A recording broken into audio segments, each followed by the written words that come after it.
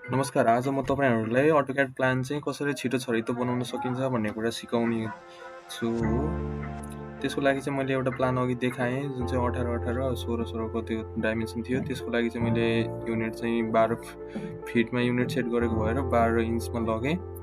त्यो इन्चमा लग्दाखेरि चाहिँ त्यहाँ क्यालकुलेटरबाट 216 216 180 216 को डाइमेन्सन आयो।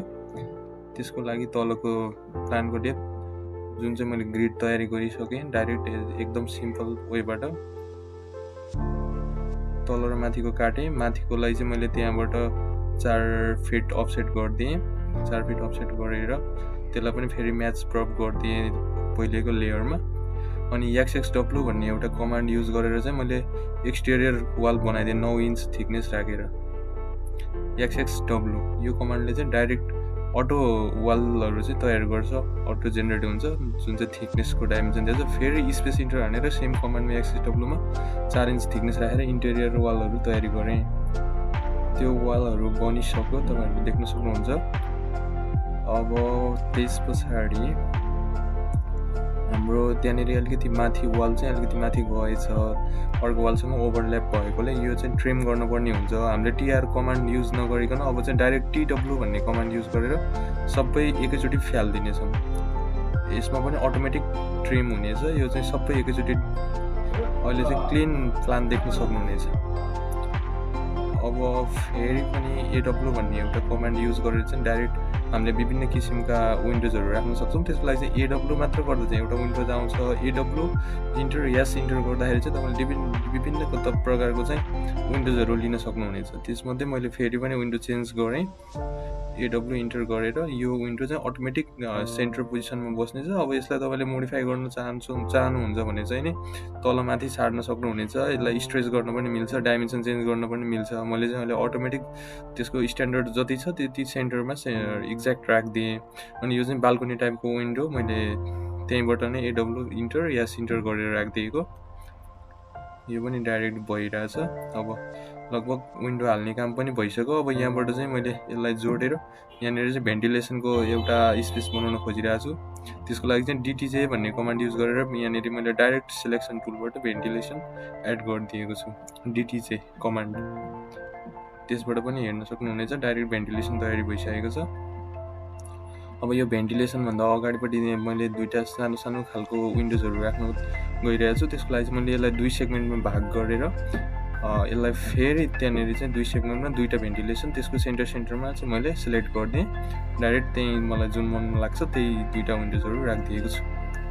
अब यो तल पनि मैले विन्डोज राखिदिएँ, यतापट्टि पनि विन्डोज राखिदिएँ। यो चाहिँ अगाडिको फेस भएको हुनाले बिल्डिङको चाहिँ मैले एउटा नर्मल बिल्डिङ डिजाइन गर्ने चाहिँ हल्का सिम्पल आइडिया देखाइरहेको छु।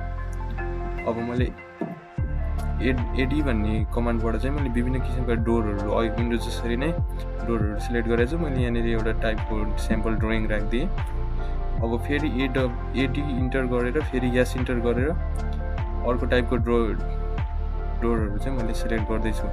अब त्यसको लागि चाहिँ मैले नर्मल सिङ्गल प्यानल डोरको लागि चाहिँ मैले प्लानमा हुने ड्रइङ खोज्दैछु। सिङ्गल प्यानलको लागि चाहिँ मैले यो सिलेक्ट गरिदिएँ। अब कहाँ डोर राख्न सकिन्छ सम्भावना र चाहिँ रिक्वायरमेन्ट अनुसारले तपाईँले आफ्नो तरिकाले ड्रइङ राख्नुहुन्छ। अनि यो ड्रइङ चाहिँ अब यो जुन छ नि यो चाहिँ चारैपट्टि माउसले कर्सर घुमाउँदाखेरि जता चाहिन्छ त्यतैपट्टि प्यानल फर्काउन सकिन्छ, अटोमेटिकली फर्किन्छ। यो ड्रइङहरू बनाइराख्नै पर्दैन, यसबाट डाइरेक्ट YQArchबाट चाहिँ डाइरेक्ट बनाउन सकिन्छ। अब फेरि एडी गरेर मैले सिमिलर वेबाट यतापट्टिको पोर्सनमा पनि सबै डोरहरू सेट गरिदिएँ। यतापट्टि कतै मिस्टेक हुनसक्छ, यो चाहिँ मैले ब्रिफली अहिले देखाउन गइरहेको छु कसरी कन्स्ट्रक्सन गरिन्छ भनेर।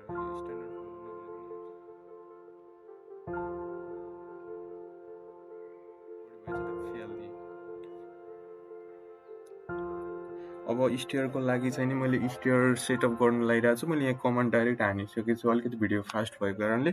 स्टेयरको लागि चाहिँ LTC भन्ने कमान्ड युज गरेर मैले त्यो टोटल स्टेयरको विथ कतिसम्म चाहिँ स्टेयर राख्ने भन्ने स्टेयर चुज गरेर डाइरेक्ट स्टेयर सेटअप गरिदिएको छु। यो स्टेयरहरू विभिन्न स्ट्यान्डर्ड फर्ममा पाइन्छ। आफूले ट्रेडहरू राइजरहरूको डाइमेन्सनहरू चाहिँ सेटअप गरेर एकैचोटि स्टेयर केस पनि लिन सकिन्छ। अब जे गरेर चाहिँ यो जे कमान्ड युज गरेर चाहिँ विभिन्न किसिमको भित्र इन्टेरियरहरू चाहिँ डेकोरेसन के लाग्छ आफूलाई, बेडरुम, त्यस पछाडि अरू डाइनिङ वासरुममा के लाग्न सक्छ, टोयलेटमा के लाग्न सक्नुपर्छ, किचनमा के लाग्छ भन्ने कुराहरू चाहिँ एकैचोटि सेट गर्न सकिन्छ। यो चाहिँ विभिन्न जुन डिरेक्सनपट्टि माउस चाहिँ कर्सर रोटेट गरेर त्यही डिरेक्सनमा चाहिँ सेट हुन्छ यो चाहिँ। अनि फेरि यो मुभेबल पनि हुन्छ, यो जता पनि सिफ्टिङ गर्न सकिन्छ। एकदम सरल वेबाट चाहिँ नि छिटो एन्ड छरितो तरिकाले चाहिँ प्लान सेटअप गर्न सकिन्छ। तपाईँहरूले देख्दै हुनुहुन्छ, मैले यो पर्सनहरूलाई चाहिँ डिस्क्राइब गरिराखिनँ, सेम वेबाट जे गरेर ऊ गरिरहेको छु। अब यो रुमको लागि चाहिँ टोयलेट चाहिने भएकोले मैले यहाँ 6 फुट बाई 10 फिटको एउटा टोयलेटको लागि पार्टिसन गरेँ। यसलाई चाहिँ मैले सेम सेन्ट्रल लाइन लेयरमा म्याच गरेर XWWले डाइरेक्ट वाल चाहिँ मैले बनाइदिएँ।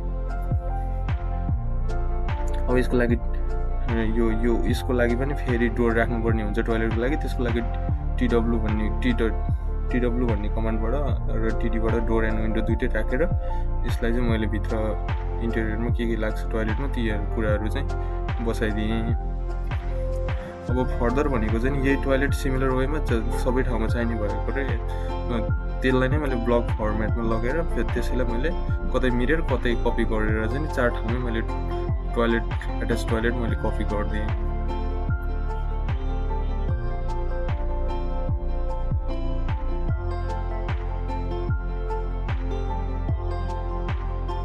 सिमिलर वेबाट मैले भित्रको इन्टेरियरहरू चाहिँ मैले राखिरहेको छु।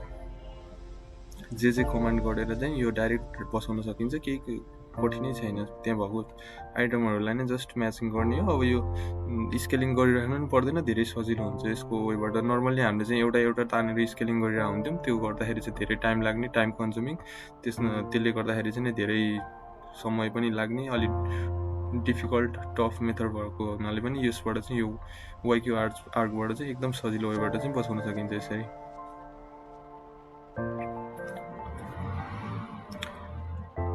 अनि मेन कुरो मैले यो प्लानमा चाहिँ कलम सेटअप गरेको छैन, कलम पनि डाइरेक्ट बसाउन सकिन्छ। अनि त्यो कलमहरूलाई चाहिँ पछि आफ्नो कतातिर चाहिन्छ त्यो कुराहरू रिक्वायरमेन्ट अनुसार अनि क्राइटेरिया अनुसार चाहिँ कलम चेन्ज गरेर फेरि सिफ्टिङ गर्न पनि सकिन्छ। अहिलेको लागि म कलम बसाउँदैछु, तर त्यति धेरै इफेक्टिभ हुँदैन, तर कता राख्ने भन्ने कुराहरू तपाईँले आइडिया पाउन सक्नुहुनेछ। कलमको लागि चाहिँ YQArch भन्ने एउटा कमान्ड छ, त्यसको त्यही कमान्ड हालेर चाहिँ डाइरेक्ट कलम बसाउँदैछ। मैले यहाँ डिटेलमा फेरि कलमको लागि फेरि बनाउँछु, वाल सँगसँगै कलम फेरि यो कुरा चाहिँ रिपिट गरेर देखाइदिनेछु। वालको लागि मैले अघि नै भनिसकेको थिएँ, XXW युज गरेर चाहिँ वाल बनाउन सकिनेछ। सिमिलर वेमा 9 इन्च थिकनेस बाहिरको लागि मैले एकदम स्लोमा देखाइरहेको छु। यहाँनिर चाहिँ XXW गरेर 4 इन्च थिकनेस राखेँ इन्टेरियरको लागि सेम वेबाट। अब यो बाहिरमा जुन एक्स्ट्रा आयो त्यसको लागि चाहिँ मैले TW गरेर चाहिँ फ्यालिदिनेछु। अनि यो BZबाट चाहिँ डाइरेक्ट अटोमेटिक कलम आउँछ। कलमको अब स्पेसिफाई साइज गर्न चाहनुहुन्छ भने चाहिँ त्यहाँनिर कमा गरेर स्पेसिफाई साइज गर्नुपर्छ। कसरी भन्दाखेरि चाहिँ कलमको लेयरलाई सेलेक्ट गरेर सेलेक्ट सिमिलर गरेर चाहिँ नि त्यसलाई गर्न सकिन्छ। अनि यहाँनिर चाहिँ अब यो मैले कलम नचाहिनेहरू फ्याल्दिएँ। अनि यो TW गरिदिएपछि चाहिँ यो अटोमेटिक जोइन हुन्छ। अब यो कलमको चाहिँ मैले स्पेसिफिक साइज देखाउने छु, BZ गर्ने। BZ गरे पछाडि चाहिँ 16/15 को राखिदिएँ मैले। त्यो गर्दाखेरि चाहिँ अब यो अटोमेटिक 16/15 को कलमहरू सेटअप हुनेछ। यसको लागि अब तपाईँले यो चाहेको रिक्वायरमेन्ट अनुसार चेन्ज गर्न सक्नुहुनेछ, कति चाहिन्छ यो स्पान हेरेर अथवा रिक्वायरमेन्ट हेरेर कोड हेरेर चाहिँ कलम सेटअप गर्न सकिन्छ। सिमिलर वेबाट ह्याजको लागि पनि मैले कमान्ड युज गरेको छु। ह्याजको लागि त्यही मेन्सन कमान्डबाट चाहिँ मैले ह्याज डाइरेक्ट अटोमेटिक जति चाहिँ ब्रिक लाग्ने हो, वालको लागि चाहिँ जति ब्रिक पोर्सन हो त्यो पोर्सनहरूमा चाहिँ डाइरेक्ट ह्याज सेटअप भएको छ। तपाईँहरूले देख्न सक्नुहुनेछ। प्लानमा मोटामोटी सबै कुराहरू रेडी भइसक्यो, अब जस्ट डाइमेन्सनको बाँकी छ। अरू सब कुराहरू चाहिँ सेटअप भइसक्यो। एउटा प्लानमा चाहिने ओभरअल डाटाहरू चाहिँ अब लगभग भइ नै सक्यो। विथिन 6-7 मिनटमा चाहिँ प्लान रेडी भइसक्यो। अब ADE भन्नेबाट चाहिँ यहाँ मैले एउटा इलिभेसन बनाउनु पर्यो भने चाहिँ एडिई भन्ने विभिन्न कमान्डहरू छ। एडिई भनेको चाहिँ डोरको लागि इलिभेसन बनाउन सकिन्छ। Direct single door, single panel, multi panel अथवा धेरै किसिमका विभिन्न प्रकारका प्यानलहरू देखाउन सकिन्छ। अब स्टेयरको लागि पनि कमान्ड छ। स्टेयरको लागि पनि त्यो रेलिङहरू छ नि, ह्यान्ड रेलिङ, बक्स रेलिङ, कस्तो खालको रेलिङ राख्ने, rotate scale, slice staircase, डगलेट, ओपन वेल, सबैको लागि चाहिँ विभिन्न टाइप्सको कमान्डहरू छ। त्यही कमान्ड अनुसार डाइरेक्ट कुनै त्यो ड्र गरेर टाइम वेस्ट गरिरहनु जरुरै छैन। त्यसैले YQArch चलाउँ। आजबाट AutoCAD को लागि एडभान्स भन्न सिकौँ। Thank you.